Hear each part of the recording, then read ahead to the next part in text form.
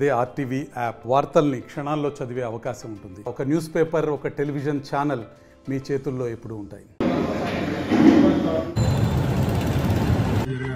మా అడ్వకేట్ గారు రామచంద్ర గారు, మా అమ్మాయి క్యాండిడేట్ సుబ్రహ్మ గారు, పార్లమెంట్ క్యాండిడేట్ 5 మంది పోయినాం.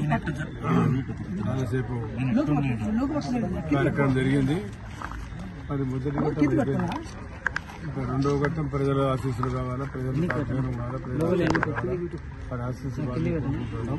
కాబట్టి తెలుగుదేశం పార్టీ తప్పకుండా విజయం సాధిస్తుందని చెప్పి ఇటు పార్లమెంట్ కానీ అసెంబ్లీ సెషన్ కానీ మేమిద్దరం కూడా గెలుస్తామని చెప్పి కూడా నమ్మకం కాకుండా ఒక గట్టి నమ్మకం ఉంది మాకు. అయితే మూఢనమ్మకం అంటే నేను చెప్పేది అర్థమైంది కదా, కొంచెం గారికి చెప్పింది. వాస్తవంగా మేము ప్రజలకు సేవ చేసాం కాబట్టి గతంలో కూడా తండ్రి గారు మేము కూడా కలిసి పనిచేసాం. వారి పార్టీ అధ్యక్షులుగా చేశారు ఎక్సలెంట్గా. కాబట్టి వారికి అన్ని పరిచయాలు ఉన్నాయి. మరి వేరే పార్టీ నుంచి వచ్చిన కదా, తెలుగుదేశం పార్టీలో ఉన్నారు. ఈరోజు వారి కూతురు కూడా ఇవాళ మన పార్లమెంట్ సభ్యులను ఇవ్వడం కూడా ఆనందదాయక విషయం, చాలా సంతోషదాయక విషయం. కాబట్టి రేపు మన ప్రజల దగ్గరికి పోతాం. మనం తెలుగుదేశం పార్టీ అధికారంలో ఎందుకు రావాలా కాదు, అదేవిధంగా జగన్ గారి పార్టీకి ఎందుకు పోవాలా, ఆయన ఏం చేశారు ప్రజలకు, చంద్రబాబు నాయుడు గారు ఏం చేశారని ప్రజలకు ఇంతవరకు స్థితికరణంగా ప్రజలకు తెలియజేశారు. సభలు పెట్టాం, అన్ని సభలు కూడా ఏర్పాటు చేస్తుంటాం. మళ్ళా ప్రజల పోయి ఇంటింటికి పోయి కూడా మేము ప్రజలు మాకు సేవ చేయమని చేసే బాధ్యత కలిగించమని చెప్పి ప్రజలు వేడుకుంటాం. ఎందుకంటే తెలుగుదేశం పార్టీ అధికారంలో రావాలా, ఎదురు చూస్తా ఉన్నారు. వేసవి కాలంలో కల్పిస్తామండి. ఏ గ్రామంలో కూడా నిందాల పట్ల కూడా 3 రోజులకు ఒకసారి నీళ్ళు వస్తా ఉన్నాయి. దాని గురించి ఎవరు నాయకులు మాట్లాడడం లేదు. గ్రామాల్లో పోతే కూడా బిందెలు పట్టుకొని మా దగ్గరికి వస్తాం, మహిళలు వస్తున్నారు. చాలా ఇప్పుడు నేను వచ్చిన తర్వాత కూడా చెప్పాడు, సార్ వ్యవసాయంగా నీళ్ళు ఇవ్వండి సార్ ఏంటంటే తాగడానికి నీళ్ళు పరిస్థితి వచ్చింది. ఇప్పుడు దాని గురించి ప్రభుత్వం ఎక్కడ పట్టించుకోలేదు, దాని గురించి ఎక్కడ మాట్లాడలేదు. ముఖ్యమంత్రి గారు ఆయన దెబ్బ తగిలి చెప్పి ఆయన చూపించుకొని తిరుగుతూ ఉన్నారు. దెబ్బలు అందరికీ తగిలాయి. దెబ్బలు తగిలినంతా చూసి కంకర రాయి తగ్గుతుంది, దెబ్బలు తెలుసు నాకు ఇంకా తగిలి కానీ షో చేయడం అనేది మంచిది కాదు. ప్రజల్లో దాన్ని చూసి ఓట్లు వేస్తారనేది చాలా తప్పుడు ప్రచారం ముఖ్యమంత్రి గారిని. ఏం చేసినాడని సాధించాలని చెప్పి ప్రజలకి కంకర రాయి బండ్లలో పోతా ఉంటే జారి పడతాయి రాయి, సరే అద్దాలు కూడా పడిపోతాయి. కానీ ముఖ్యమంత్రి గారు ప్రజాసేవ చేయడానికి అనర్హుడుగా ప్రజలు ప్రకటించినారు.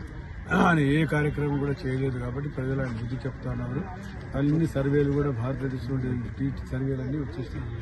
ఇప్పటికీ టుడే జరుగుతూ దాదాపుగా 17-18 నియోజకవర్గాలు పార్లమెంట్ సభ్యులు గెలుస్తారు. అదేవిధంగా అసెంబ్లీ స్థానాలు కూడా దాదాపు 124 నుంచి దాదాపుగా 134 వస్తాయి. యాజ్ టుడే రేపటి దినం పోతే స్వీప్ అయిపోతుంది. వాటి ప్రజలు తెలుసుకుంటాడు ఎందుకు కావాలా అని. ఇప్పుడు నిన్నగాక మొన్న శిల్పా మోహన్ రెడ్డి గారు ఒక ఇది పెట్టారు, స్టోవ్. ఫరూక్ గారు అమ్మని ఉండేది తెలుగుదేశం పేరు రాలేదు కానీ తెలుగుదేశం వాళ్ళు అమ్మని ఉండేది. ఇప్పుడు చూద్దామని కలెక్టర్ గారు ఫోన్ చేశారు, సార్ ఇప్పుడు చూద్దామా ప్రజలు అబద్ధాలు టీవీలన్నీ తీసినాయి, మీరు మళ్ళీ తీసినారు అవన్నీ వాస్తవాలు ఎందుకు చెప్పాలని చూసామని చెప్పి మీరు వ్యాపారం చేసుకుంటారు. టీవీ పెట్టి లోగో పెట్టి ప్రజలు చూపిస్తూ ఉన్నారు. వాటికి మనీ ట్రాన్సాక్షన్ అవుతా ఉంది. నేను కాబట్టి సరిపోయా. ఇక వేరే నాయకులు అంటే పోయి పగడగొట్టింటారు. నేను మంచివాళ్ళు కాబట్టి మర్యాదస్తుంది కాబట్టి ఇటువంటి సంఘటన జరగదు. ఇప్పుడు 30 కావాలని మీరు చూడొచ్చు. తీసుకొచ్చి వ్యాపారం జరుగుతూ ఉందా లేదా అక్కడ బోర్డు ఎందుకు వేయాలని నేను చేశాను అని చెప్పి ఎందుకు అబద్ధం చెప్పాలి ప్రజలకు.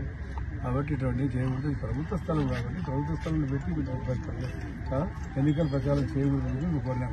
అంతేగాని లేదు వాళ్ళ ప్రజలకు సరుకులు ఇస్తామని మేము ఇది కూడా ఉచితంగా ఉద్యోగం పెట్టాడు. ఎన్నికలు అయిన తర్వాత పంచు కరోనా పంచాలని కొన్ని లక్షల రూపాయలు పంపించారు. కరోనా ఇప్పుడు 10 మంది చెప్తే సాక్ష్యాలు చూపించారు. యూట్యూబ్లో అన్ని మీరందరూ సాక్ష్యాలు మీకు ఎదురు వెళ్ళా. కాబట్టి ఇవన్నీ పనికిరావు. ప్రజల దగ్గర పోవాలా, ప్రజలకు మనకి చేయవలసిన కార్యక్రమాలు చాలా ఉన్నాయి. మొదటి డ్రింకింగ్ వాటర్ ఇప్పుడు చాలా సీరియస్ సమస్య ఉంది.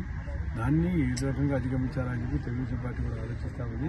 కరెంటు పోతారంటే చెప్పడానికి వీలలేదు. ఎప్పుడు వస్తుంది, ఎప్పుడు పోతుంది, గ్రామాల్లో కరెంటు కూడా పరిస్థితి. ఇవన్నీ ప్రజల దృష్టికి తీసుకుపోయి ప్రజలు ఆకర్షించడానికి ప్రయత్నం చేస్తారు. తప్పకుండా ప్రజలు కూడా అనుభవిస్తూ ఉన్నారు. ప్రభుత్వం వచ్చిన తర్వాత చాలా అనుభవిస్తున్నారు, చాలా కష్టాలు అనుభవిస్తున్నారు. కాబట్టి ఎందుకు తెలుగుదేశం పార్టీ రావాలనే విషయాన్ని గురించి మనం ఇద్దరం కూడా ప్రజలకు తెలియజేస్తాం. కాబట్టి మీ అందరి సహకారం కూడా కావాలా. మీడియా కూడా ప్రోత్సహించాల్సిన అవసరం ఉంది. కొంత మీడియాలో రావడం లేదు, ఎంత చెప్పిన నేషనల్ మీడియా అంటే ఉరికే రావడం లేదు. కాబట్టి మీడియా వాళ్ళు కూడా దీన్ని బాగా ఫోకస్ చేయాలి. మీ మీడియా వాళ్ళ ఆశీస్సులు కూడా కావాలి. మీరు కూడా దీన్ని ప్రచారించుకోవాలి. మీరు చేసే కార్యక్రమాలు కానీ చేపట్టే కార్యక్రమాలు కానీ భవిష్యత్తులో దాన్ని కూడా మీరు బాగా ఫోకస్ చేయాలి. న్యాచురల్గా మీకు మేము అబద్ధాలు చెప్పాలి. నీటి గురించి మీరు నీటి అయితే ఏ రకంగా ఉంది మీకు తెలుసు. మీరు ఫోకస్ చేయండి. 3 రోజులు మీరే మిగిలిన మీ బిడ్డలు ఎంత ఇబ్బంది పడుతున్నాం మీకు వెళ్ళా. రాత్రి 2 గంటలు నీళ్ళు ధర 2 o'clock. ఎట్లా అండి ఆడపిల్లలు ఎట్లా రాత్రిపూట పోయి రాత్రి ఎగిరేసి ఇప్పటికే బిస్కెట్స్ అంతా పరిమాణం ఎదురంతా రాత్రిపూట ఎదురుతా ఉన్నారు. ఆడబిడ్డలు పోయి 2 గంటలకు నీళ్ళు కూర్చొని పాకులాడాలా. దీని గురించి మొదటి నుంచి ప్లానింగ్ లేదు, ఎప్పటి నుంచి లేదు. నేను జనవరి నుంచి చెప్తా ఉన్నా చాలా సీరియస్ ప్రాబ్లం ఉంది డ్రింకింగ్ వాటర్ అని చెప్పి. కాబట్టి ఈ విషయాన్ని ప్రజలకు తెలియజేసే అవసరం ఉంది. గతంలో మనం వస్తే తప్పకుండా సంస్థ ఏర్పాటు చేశారు 150 ఎకరాల్లో. దాని పక్కన ఇంకా పెద్ద చెరువు ఉంది. ఆ 150 ఎకరాలు మిగిలిన 150 ఎకరాలు కూడా తీసుకొచ్చి నంద్యాలకు భవిష్యత్తులో సంవత్సరానికి ఇంకొక సంవత్సరం స్టాంప్ 2 కలిపి 300 ఎకరాల సంవత్సరానికి ఏర్పాటు చేస్తామని చెప్పి ఆ రోజు సంవత్సరం స్టాంప్ చేశాము. అది ఎంత సాక్షులు మరి తండ్రి గారి సాక్షులు. వీళ్ళు వచ్చి 2005లో సరే లేరప్పటికి గురించి చెప్పకుండా వీళ్ళు వచ్చిన తర్వాత ఓపెన్ చేసుకున్నారు. చేసిందానే ఓపెన్ ముఖ్యమంత్రి గారే ఓపెన్ చేసిన వీళ్ళ గురించి మాట్లాడడం అవసరం ఉంది.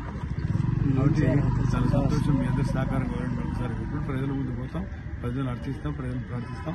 మేము చేయబోయే కార్యక్రమాలు కూడా వారిని వినియోగిస్తామని చెప్పి తెలియజేసుకుంటాం. Thank you very much. Telugu Desam party Nandyal assembly అభ్యర్థి ఫారూక్ గారు నామినేషన్ వేయడం. ఫారూక్ గారు ఎప్పుడో నుంచి రాజకీయంలో ఉంటూ ఎంతో సింపుల్ మనిషి, అలాగే రాజకీయంలో అవగాహన ఉండి ఎటువంటి బ్లాక్ మార్క్ మచ్చ లేని వ్యక్తి ఫారూక్ గారు. అలాంటి వ్యక్తిని మనం అందరం కూడా గెలిపించుకోవాలా. అట్లాగే ఆయన గెలుస్తారు ఖచ్చితంగా. ఎందుకంటే ఈరోజు చాలా వైసీపీ వాళ్ళు చాలా కాన్ఫిడెన్స్ లో ఉన్నారు. వాళ్ళు ఏంటంటే నేను ఒకటే ప్రశ్న, ఈరోజు తాగడానికి నీళ్లు ఇయ్యని వాళ్ళు మళ్ళీ గెలుస్తారా? మహిళలకు రక్షణ ఇవ్వని వాళ్ళు గెలుస్తారా? లేదంటే యువతకు ఒక్క ఉద్యోగం ఇవ్వని వాళ్ళు మళ్ళీ గెలుస్తారా? లేదంటే ఈరోజు కరెంటు బిల్లులు వాసిపోతున్నాయి ఎండాకాలంలో.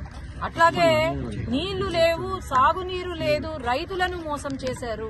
మరి ఓన్లీ బటన్ నొక్కుతూనే మనం రాష్ట్రం ముందుకు తీసుకెళ్లిపోతాం, మళ్ళీ గెలుస్తాం అనుకున్న వీళ్ళు ఖచ్చితంగా గుణపాఠము ప్రజలే చెప్తారు. ఖచ్చితంగా తెలుగుదేశం పార్టీ గెలవబోతుంది. ముఖ్యంగా నంద్యాల పార్లమెంట్ లో బంపర్ మెజారిటీతో గెలుస్తాము.